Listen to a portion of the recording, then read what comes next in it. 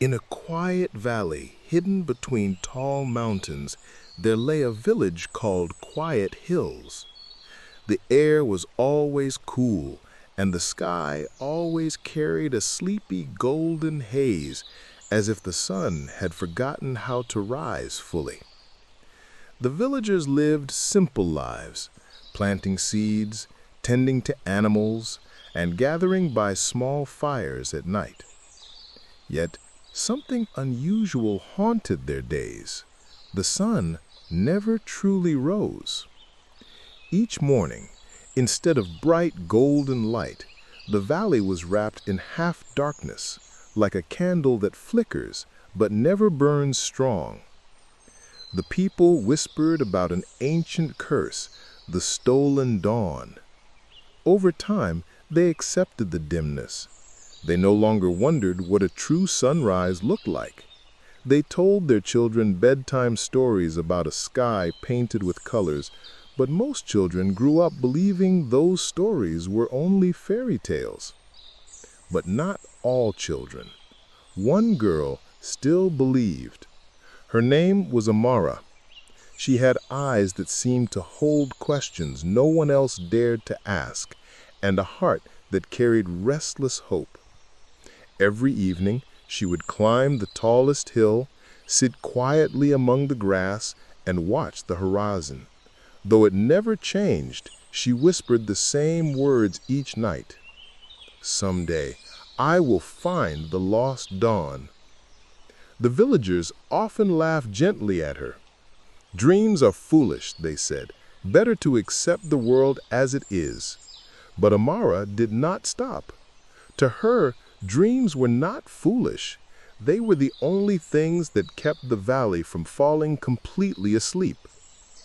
One autumn evening, when fog hung heavy in the air and silence stretched long, Amara noticed an old man sitting near the forest's edge. His cloak was worn, and his staff glowed faintly, like a lantern at twilight.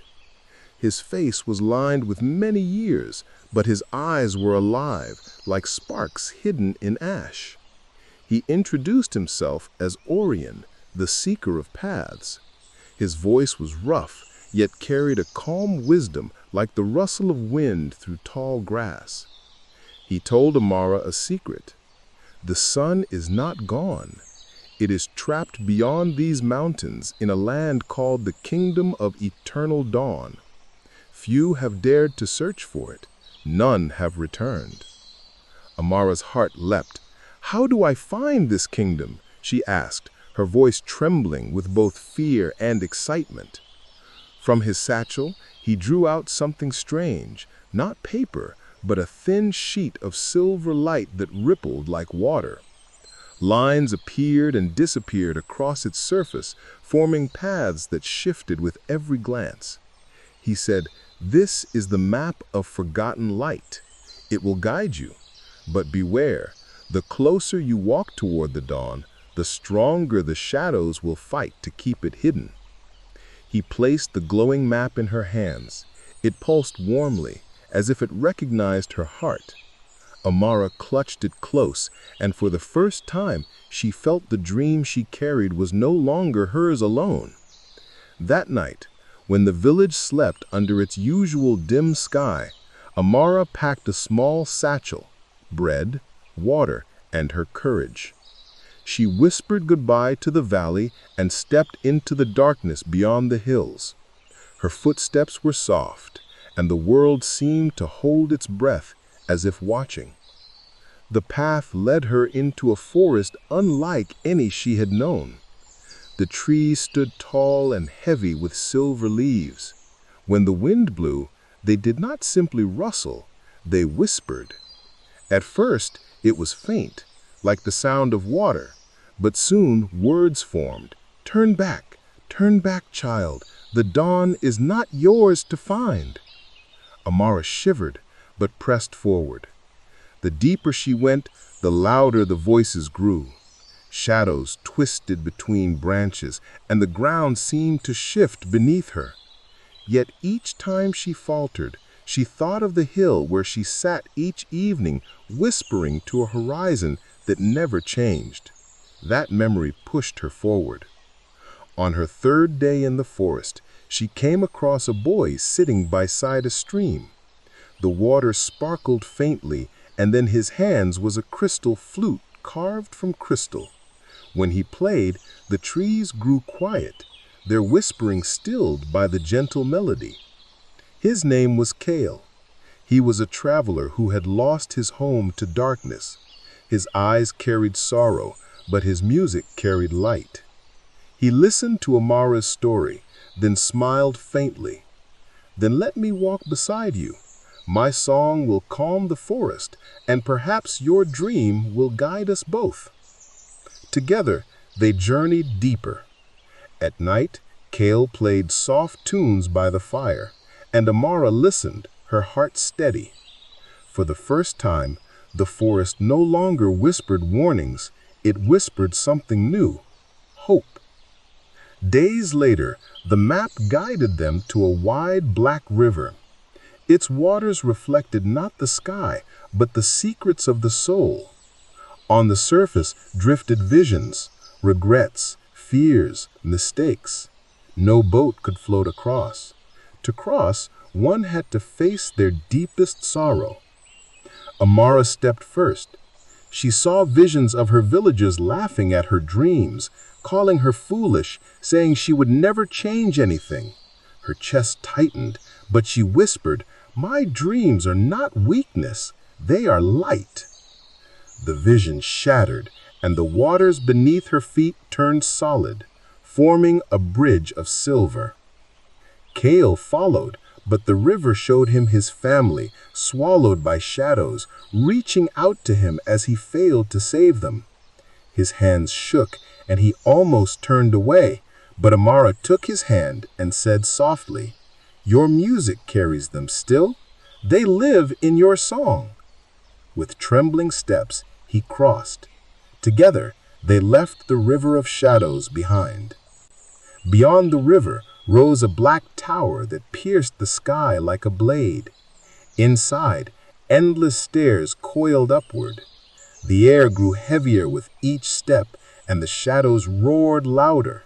They whispered in every corner, "You are too small. You are too weak. The dawn is not yours to find." Still, they climbed, step by step, their hands clasped. The higher they went, the darker it grew, until even the map of light flickered faintly. Yet Amara did not let go. She whispered to herself as she climbed, "I am the one who remembers. I am the one who believes."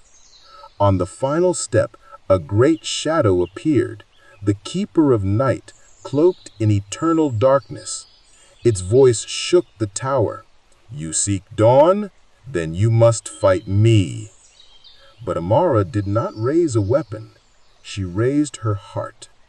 Holding Kale's hand, she lifted the silver map high. "This light does not belong to me alone. It belongs to all who dare to hope."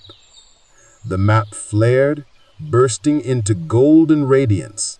The shadows screamed, dissolving into nothing. The tower cracked open, and for the first time in centuries, sunlight poured through. The keeper of night vanished with a final cry, and silence fell. Amara and Kale stepped into the kingdom of eternal dawn. Mountains glowed pink with morning light. Rivers shimmered like molten fire. The sky blossomed in colors they had never seen. Roses, golds, and blues that felt alive. Birds sang in the branches, their notes bright and clear. Flowers opened their petals to the sun, painting the land in endless hues.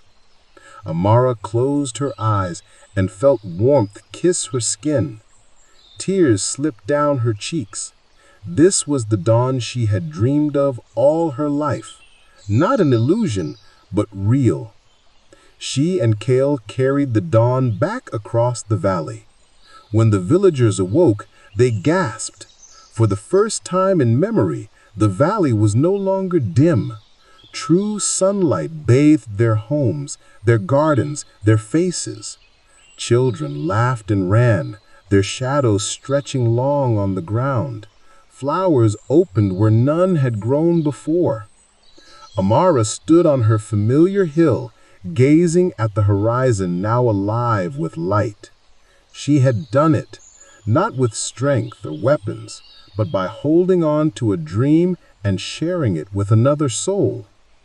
From that day forward, dawn never left Quiet Hills again, and every child who grew up in its golden glow knew one truth.